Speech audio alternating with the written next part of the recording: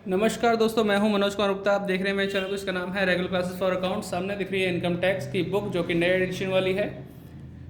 Assessment year 2023-24 की income from house property chapter चल रहा है और क्वेश्चन नंबर चलेगा 31 क्वेश्चन। तो आपको समझाते हैं 31 क्वेश्चन। यहाँ से आपको क्लियर दिखाई देगा, दिख रहा है। तो इसमें लिखा Kumar uses 2 house for his residential purpose. 2 house हैं, रहने के लिए इस्तेमाल कर रहे हैं। The following information are related to these house.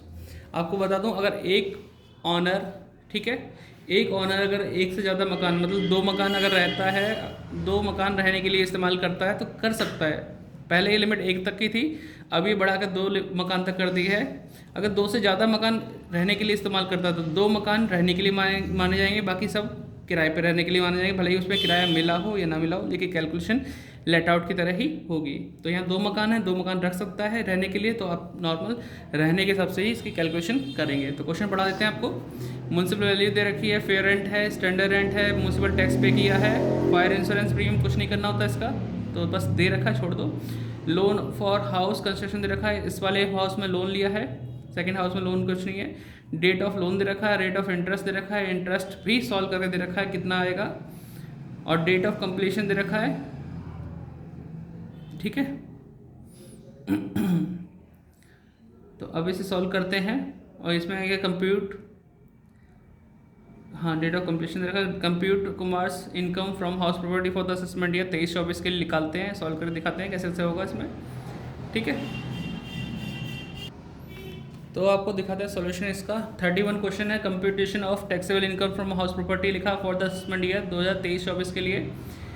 पहला है house 1 is use for self residency, दूसरा भी हाउस सेकंड है सेल्फ रेजिडेंसी वाला, लेकिन इस वाले हाउस पे लोन है, तो ध्यान से देखना कैसे कैसे होता है। जिस मकान में हम खुद रहते हैं उसके लिए हम स्टार्टिंग करते हैं gross annual value nil, municipal tax भी निल होता है, एनुअल वैल्यू क्या बचेगा निल, और deduction under section 24 30% of AV वो भी निल आएगा। फर्स्ट पॉइंट है इंटरेस्ट लोन का, interest loan to P Y. Second B point interest loan to loan prior to P Y, वो हम निकालेंगे, लेकिन अमाउंट नहीं लिखेंगे। अमाउंट कब लिखेंगे, जब हम वर्किंग नोट सॉल्व कर लेंगे।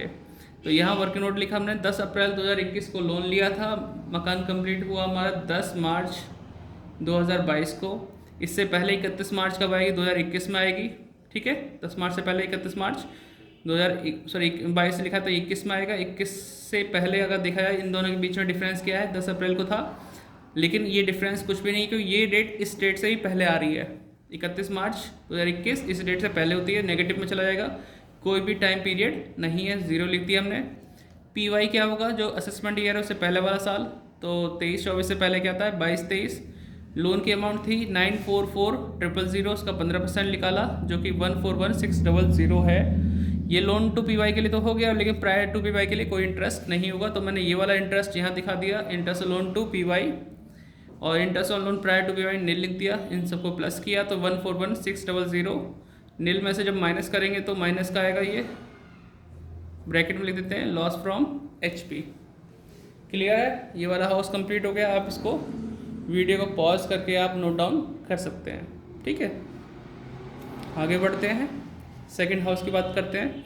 House second is use for self residency, same to same, gross annual value nil, municipal tax nil, annual value nil आ जाएगा, डिडक्शन सेक्शन 24 30% ऑफ एवी वो भी निल रहेगा। इंटरेस्ट लोन वो है ही नहीं, जब मकान में लोन लिया ही नहीं तो निल आएगा, और फिर यहाँ पे हम टोटल करेंगे तो निल, और सब कुछ माइनस करके भी निल आएगा, तो लॉस फ्रॉम एचपी लिखूँगी, इनकम फ्रॉम एचपी, सब कुछ निल है।